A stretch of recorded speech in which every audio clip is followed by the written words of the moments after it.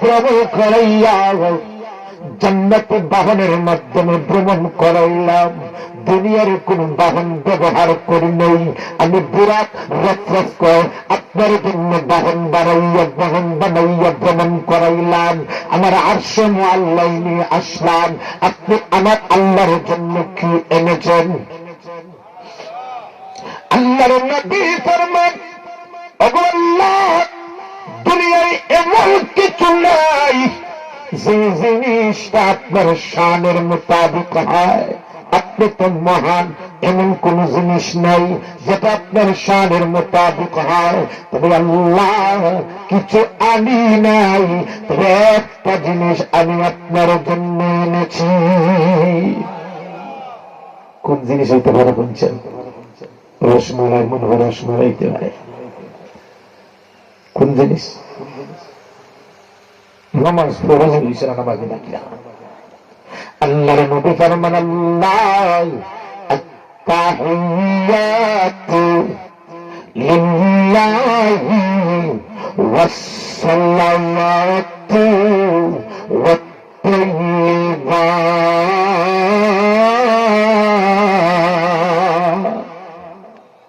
আল্লাহর নবী ফরমান, আল্লাহ, আমার নবীজির জবানের ইবাদত, আমার নবীজির শারীরিক ইবাদত, আমার নবীজির মালের ইবাদত, আমার উম্মতের জবানের ইবাদত, আমার উম্মতের শারীরিক ইবাদত, আমার উম্মতের মালের ইবাদত আমি আপনার জন্য হাদিয়া এনেছি। আল্লাহ খুশি হইবেন না বেজার হইবেন? আল্লাহ বলবেন, আপনার হাদিয়া পাইয়ে আমি আল্লাহ খুশি হয়ে গেলাম। এবার আপনি বলুন, আমার কাছে আপনি কি চান? আল্লাহর নবী ফরমান, আল্লাহ, আমি আমার জন্য কিছু চাই না। আমি আমার মেয়ে হাসান, আমার মেয়ে ফাতেমার জন্য কিছু চাই না। আল্লাহ, আমার হাসান হুসাইনের জন্য আমি কিছু চাই না। আমার গরিব দামান আলীর জন্য আমি কিছু চাই না।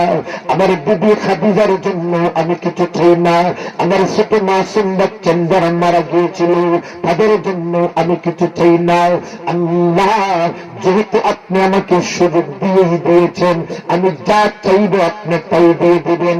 আল্লাহ, আমি আমার এতিম উম্মতের মাগফিরাত চাই। আল্লাহ বলবেন, উম্মতের দরজা হবে দাও আপনার উম্মতের মধ্যে দ্বারা যে সমস্ত মুমিন জান্নাতে যাওয়ার উপযুক্ত আমি আল্লাহ সুযোগ দিয়ে দিলাম। আপনি তাদেরকে জান্নাতের দরজা দিয়ে জান্নাতে প্রবেশ করিয়ে নেন। এরপরে আল্লাহ বললেন, আসসালামু আলাইকা আইয়ুহান নাবিয়্যু ওয়া রাহমাতুল্লাহি ওয়া বারাকাতুহু। ওগো নবীজি, আপনি এনেছেন আমার জন্য আপনার জবানের মালের আমলের হাদিয়া। আমি আবার বলছি, আসসালামু আলাইকুম। ওগো নবীজি, আপনার উপর আমার আল্লাহর পক্ষ থেকে শান্তির রহমত বর্ষিত হোক। কার কথা? আল্লাহ বলছেন, ওগো নবীজি, আসসালামু আলাইকা আইয়ুহান নাবিয়্যু ওয়া রাহমাতুল্লাহি ওয়া বারাকাতুহু। ওগো নবীজি, আপনার উপর আমার পক্ষ থেকে রহমত, সালাম, বরকত, মাগফিরাত বর্ষিত হোক। নবীজি চিন্তা করছেন, আল্লাহ তো খালি আমার কথা কইছে, খালি আমার উপর নাজিল হইতো, আমার উম্মতের কথা তো কইছেন না। না, সুবহানাল্লাহ, আসতে হইব।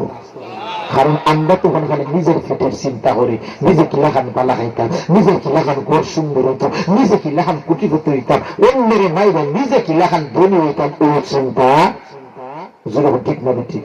কিন্তু যখন দেখলাম আল্লাহ তো আবার উন্নতির কথা কইছেন না, খালি কইছেন আমার উপরে নাজিল হোক রহমত বরকত। নবীর সাথে সাথে উন্নতির কথা স্মরণ করিয়ে বলেন, ওগো নবী, আল্লাহ আপনার রহমত, সালাম, বরকত খালি আমার উপর নাজিল হোক না, বরং আমার উন্নতির সমস্ত মক্কার উপর নাজিল হোক। এরপরে নবীজি ফরমান, আসসালামু আলাইনা وعلى عباد الله الصالحين আল্লাহ আপনার রহমত বরকত সালাম শুধু আমার উপর নয়, আমার উম্মতের সমস্ত নেককার বান্দাদের উপর নাজিল হয়। আল্লাহ নবীজির মধ্যে কথোপকথন হয়েছে, কথাবার্তা হয়েছে। এরপরে আল্লাহ ফরমান, ওগো নবীজি, আমি আপনার এবং আপনার উম্মতের জন্য সৃষ্টির প্রথমেই আপনাকে হাদিয়া হিসাবে, আপনার উম্মতকে হাদিয়া হিসাবে একটা জিনিস রাখছি, আর এটাই হাদিয়া দেওয়ার জন্য জমিন থেকে আপনাকে ইনভাইট করে আমার আরশে মুআল্লাহ এনেছি। আল্লাহ নবী ফরমান, ও আল্লাহ, কি এমন হাদিয়া যেটা দুনিয়ায় ব্যবহৃত হইত, কেন আপনি এত লম্বা ভ্রমণ করাইয়া আপনার মেহমান বানাইয়া সরাসরি দ্বিপাক্ষিক আলোচনার মাধ্যমে দিয়েছেন? কোন সেই হাদিয়া? আল্লাহ ফরমান, ওগো নবীজি, আমি আল্লাহ আপনাকে আপনার উম্মতকে দৈনিক 50 ওয়াক্ত নামাজ ফরজ।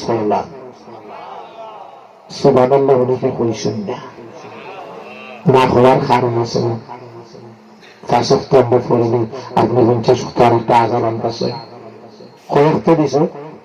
যখন কয় ওয়াক্ত? নবীজি খুব খুশি, কারণ হাদিয়াটা কার পক্ষ থেকে পাইছেন? আল্লাহর পক্ষ থেকে।